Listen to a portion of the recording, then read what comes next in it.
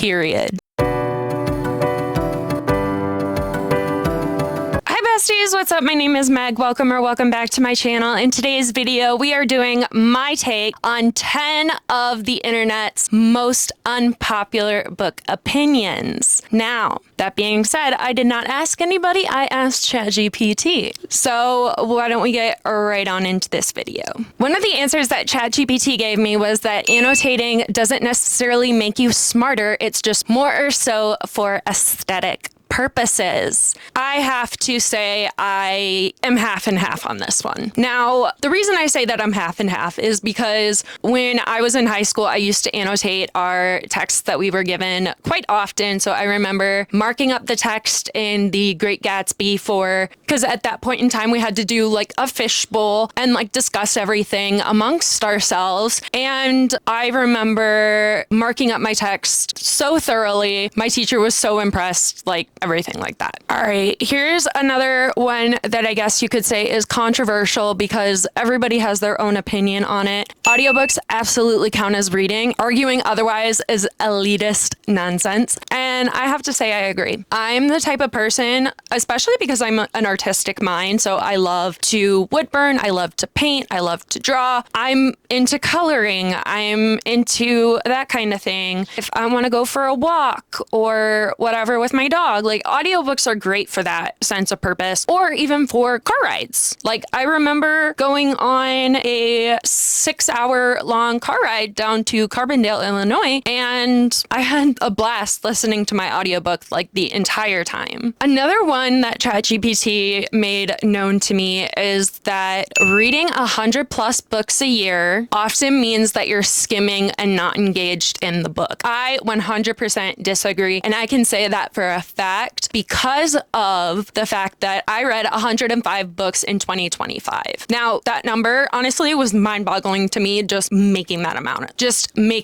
amount of books read, just plain and simple. And I say that now because at that time I hadn't reached 100 books. So I was, of course, in that mindset of how could anybody read that many books? And I really didn't believe it till I put myself forth the effort. And the way that people can reach that 100+ goal is by priorities. Where in your day does priority take place for reading? Oftentimes, doom scrolling becomes in place of what we consider reading time. I know personally, I read to avoid doom scrolling. At one point in time, my parents had an intervention because I was reading too much. And then I brought up the fact, what's the difference between me reading too much and me sitting on my phone and doom scrolling or me binge watching TV? Like, come on. It's honestly just all of where your priorities lay and just how you view things. So really, you just gotta know yourself and know, okay, if you really are determined to meet that 100+ goal, you really have to ask yourself where your priorities land. Even that's reading 100 pages before bed, reading for 30 minutes a day, minimum. Just in order to make that goal, you have to make it a priority. But don't put others down because you're upset that they hit 100 and you didn't. You just didn't put your priorities where they should have been, if that is where you wanted your priorities to go. Another book take is that reading multiple books at once is chaos and actually lowers immersion for readers. Now, I will 100% disagree on this, and I am saying that because as of right now, when I'm filming this, I'm currently in the middle of 3 books. 2 of them have been put to the off burner. One of them being the last book in the Zodiac Academy. I remember everything that's happening and everything. There's a part of me that just doesn't want that book to end, so we just haven't really gotten there yet. Another book that we are in the middle of is Releasing 10, which is the 6th in Boys of Tommen, and I'm putting that one aside.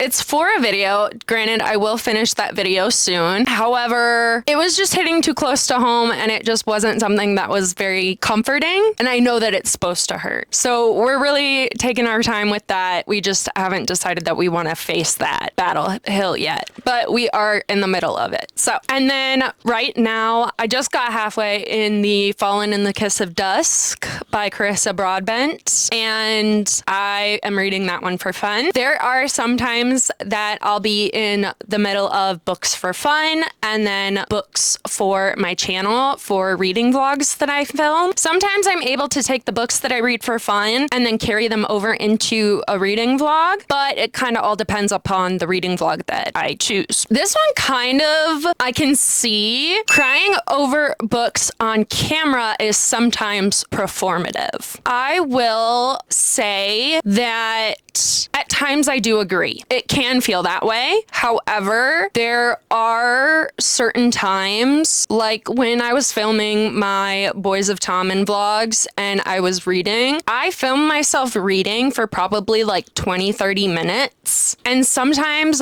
during those moments in time, I was crying. And then sometimes I was trying to make an update and I'm still crying. So I don't want to say that it's performative because it's really not. I was genuinely crying. I was not making it a performance in any way. I just happened to catch it on camera. So I can see how it could be labeled off as performative, but it really isn't. I promise. As someone who cries on camera, I try my hardest to not cry on camera because I'm such an ugly crier, but sometimes it just doesn't work out that way. That's just not how the cookie crumbles. That's just not how it goes sometimes. Another bookish opinion that ChatGPT gave me was that algorithm-friendly reviews have replaced honest ones. I say that I want to agree with this, and that's because I feel like people are too afraid sometimes to give an honest review if they hate a book. However, I also feel that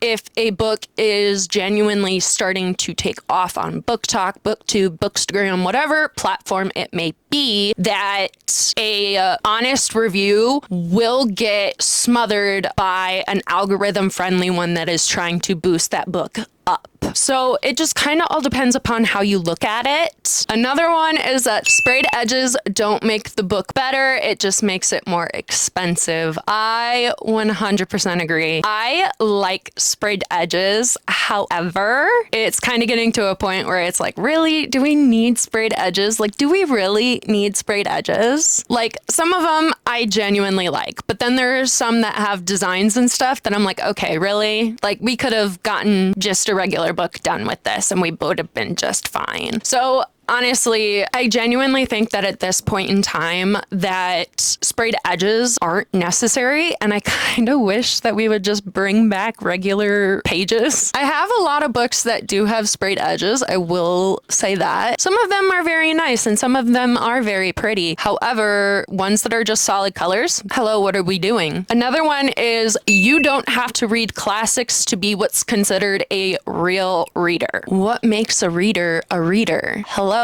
reading words, whether that is fan fiction to dark romance to fantasy to classics to mystery thriller to horror. Like, as long as you are reading, you are a reader, period. As long as you are reading, you are a reader, period. I don't want to hear anybody saying, oh, well, you haven't read the classics. You don't know the classics. Okay, the classics may just not be for me. Granted, I've read a couple of considered the classics. We've read The Great Gatsby. We've read To Kill a Mockingbird. Really, like, what makes me a reader reading Wuthering Heights or not? I'm still reading a book. I'm still absorbing material. I'm getting immersed in a world that is not related to the one that I live. How is that not making me a reader? Make it make sense. Another opinion that ChatGPT gave was that saying I only read blank genre limits your reading taste. I 100% agree because I used to be one of those people. I used to be one of those people growing up. I would read more so mystery thriller because I used to be like, oh, I'm too dumb to understand fantasy. I used to genuinely put myself down saying that I was just too stupid enough to understand fantasy just because it seemed hard. And I limited myself for a long period of time. And that hurt me and my reading tastes. Now that I've opened up the possibility of, well, let me just try the genre. Let me just try and see if I can understand it. If I can't understand a certain fantasy world, that is perfectly fine. Put that book down, go on to the next book, try a different one. But now fantasy is one of my favorite genres, and I don't know what to do with that. Fantasy takes up most of my reading tastes. And now I want to get more into literary fiction and horror and all of these other genres that I used to be like, oh, I just don't understand them. Like, really? The only person you're limiting at that point is yourself. And don't you dare put someone else down for what they read. Don't you dare. No, no, no. Bad, bad, bad. All right. I'm going to end this video here with the biggest bookish opinion that I found that I only have one response to. And that's beautiful prose doesn't make up for the lack of nothing happening. My response, period. I was reading a book that did have some beautiful prose. However, the writing itself was bad. It was bad. I couldn't even get 3 chapters in. It was bad. And at certain points in time, it did have beautiful prose, but that didn't make up for the bad writing that it did have and did contain. And that the fact that the writing didn't flow nicely together and everything like that, I just couldn't deal with it. So I put the book down. I put the book away. I was frustrated with it. So it has beautiful prose here and there, but has bad writing or bad plot structure. I'm sorry. It doesn't make up for the fact that you have beautiful prose here and there. Make it make sense. Anyways, that is all for what we have from our take on ChatGPT's bookish opinions. Thank you guys so much for watching today's video. I hope you did enjoy. Do all of the YouTube things you know how to do, and I will see you in a bit. Bye!